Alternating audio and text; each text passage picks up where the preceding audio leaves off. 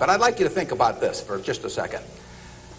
If, as we walked out of here today, I said I would like to buy 10% of your financial future, I was going to write you a check today, and from this day forth, you were going to give me 10% of everything you earned. How much would you want to charge me for that? I'm going to buy 1/10 of you. And I may take the low bid, incidentally, so be careful what you write down. Well, I think if you thought about that a little while, you can contemplate that for a few minutes. You know, you're going to get a check from me today, and you can do anything you want with the money, but from this day forth, you have to give me 10% of what you earn. I think it would be very foolish of you, any of you, if you asked for less than, say, $50,000. Now, it's going to be a few years before you're out earning money, and so I've got a few years of dead money there. But then I would start getting this royalty on you as you went along. So I really think that if you thought about it, most of you would want a fair amount more than that, and I think you'd be right. Fortunately, I didn't make this deal with anybody when I started out, so nobody's got a 10% royalty on me. But I think that $50,000 would sort of be the absolute minimum.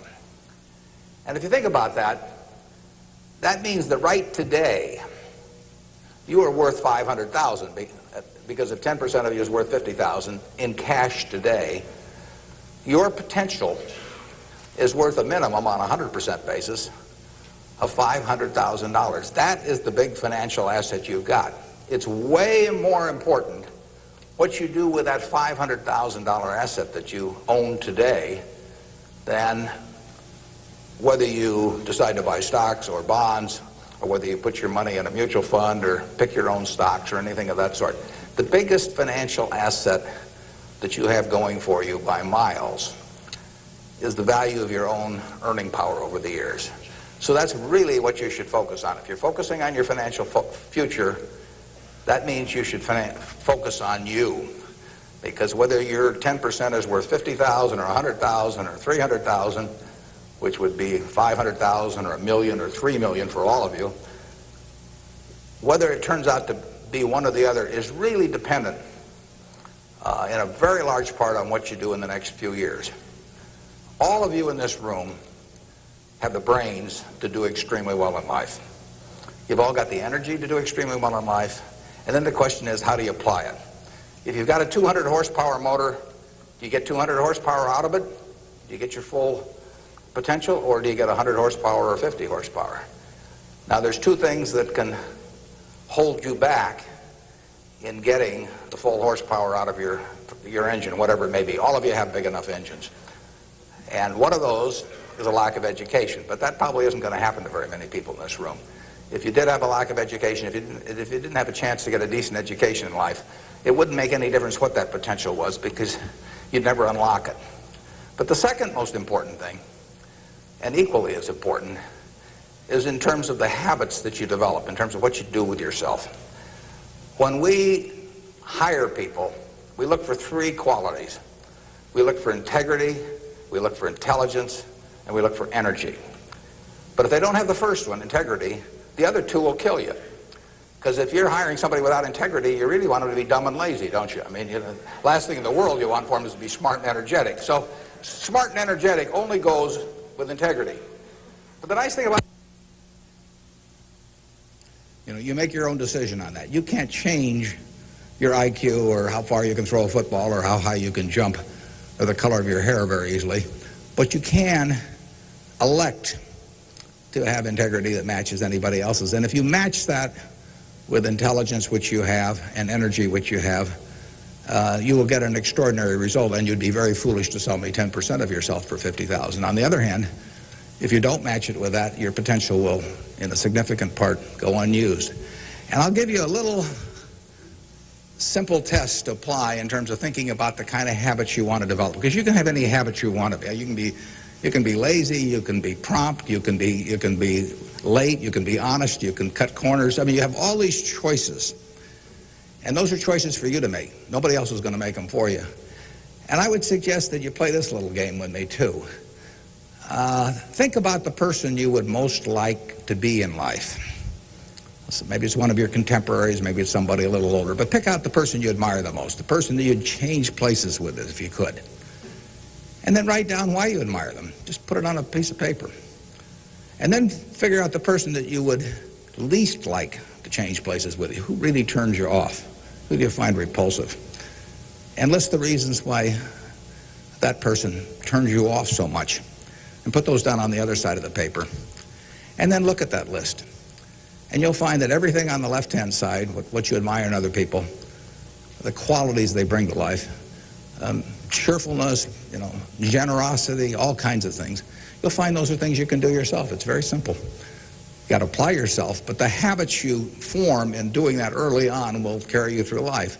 And on the other hand, you'll find that the things that make people repulsive, selfishness, obnoxiousness, all these things, egotism, are things that no one has to have. If you find those in yourself, you can get rid of them as long as you get rid of them early. So all I suggest is that you write down a list of what you admire, what you find contemptible, and decide that the ones on the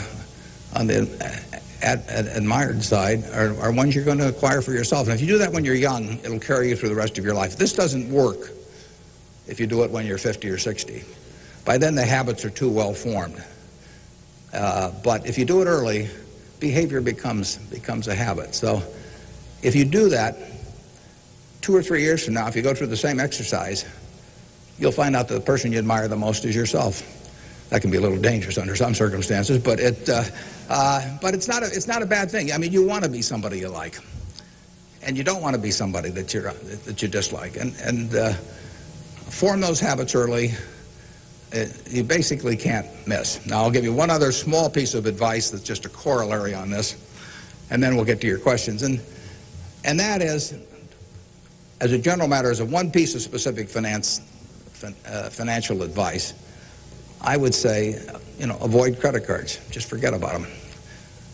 We're in various businesses that issue credit cards. The American public loves credit cards. But if you start revolving debt on credit cards, you're going to be paying 18 or 20%. And you can't make progress in your financial life going around borrowing money at 18 or 20%. You can make a lot of money by lending it out at 18 or 20% over time. If you can find anybody that's good that will borrow from you. But you don't want to be on the side of the equation that's always behind in life. I was lucky. I'd saved about $10,000 by the time I got out of school. That $10,000 was really worth millions I might have earned later on, because after you get a family and everything, the expenses roll in. But those were my tools to work with, but it was only because I was ahead of the game. If you're behind the game by $10,000 at some point and paying 18 or 20% interest on it, you will never, you'll never get out of it. So the trick, I've got a partner that says, all I want to know is where I'm going to die, so I'll never go there. And that's true in financial matters as well. You want to figure out where you don't want to be ahead of time and avoid that. And I get about a dozen letters a day from people who are having terrible problems. And there are 2 reasons why they have terrible problems. One is a number of them have had health problems of some sort. I mean, they have really been hit by or somebody in their family has been hit by some kind of catastrophic illness. And that is it's a terrible thing to happen to any family. And they run up bills they can't pay, and really only society can solve that one in terms of protecting people against that. That's just plain bad luck. But the other one is from people who run up credit card debt, and they're facing bankruptcy, or they've been through bankruptcy once before, and they owe a whole bunch of money, and they can't even pay the interest, let alone pay any principal. And half of my letters come from people like that, and that problem is avoidable. Catastrophic illness is not, but credit card debt is something you bring on yourself, and it's way better, it's way easier to stay out of trouble than to get out of trouble financially. And I will guarantee you, if you run up big credit card debts, you will be in trouble probably the rest of your life in terms of your financial situation. On the other hand, if you get ahead of the game, even it's on a very modest scale, so that money is coming in from investing, and people owe you money, or equities owe you ownership, you'll be way ahead of the game compared to paying it, paying your creditors every month. So my advice to you is If you can't pay for it, don't buy it, and get yourself in a position where you can pay for anything, and then we'll be glad to see you at Borsheim's or the Nebraska Furniture Mart. Now let's have some questions.